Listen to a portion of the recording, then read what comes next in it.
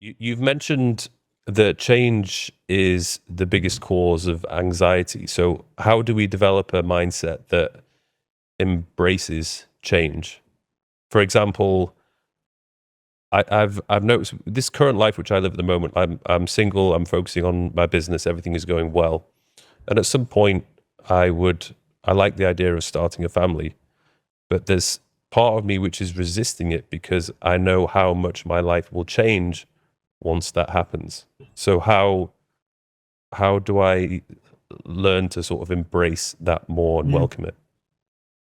Yes, I think certain changes happen organically, and we need to prepare ourselves for that. And how do you do that?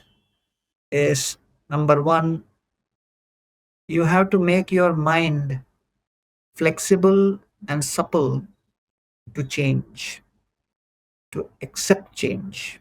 So you have to expect change and you have to accept change.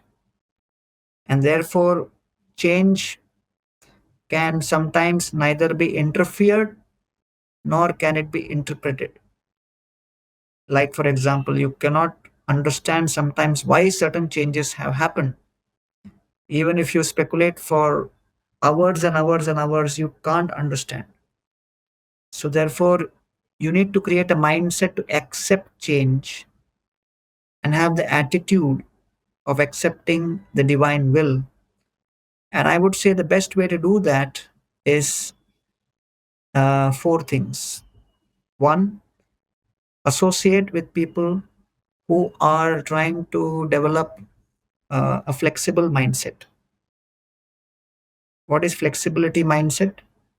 That whatever comes in life, we are willing to accept it and see it as the will of the divine. So it requires practice. So that is called association. Second is books. Read books and literatures which have inspirational stories, especially from ancient times, of people who have gone through change and how they have accepted that change and adapted to that change, risen to that occasion.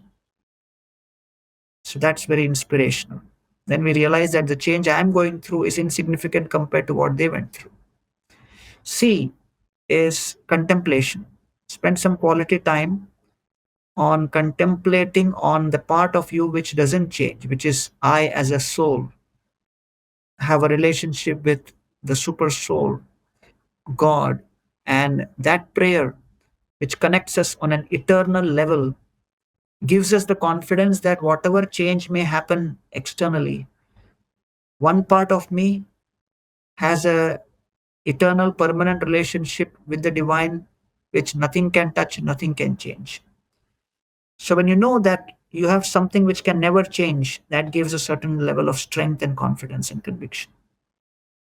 So you need that contemplation on a regular basis. And D is for diet, that to the extent the diet is, in the mode of goodness, it is simple, which is, I would say that, it is not a product of violence. To that extent, the mind will be peaceful. And when the mind is peaceful and still, it is able to process change much better than if the mind is in an agitated state. So I call it the ABCD: association, books, contemplation, and diet.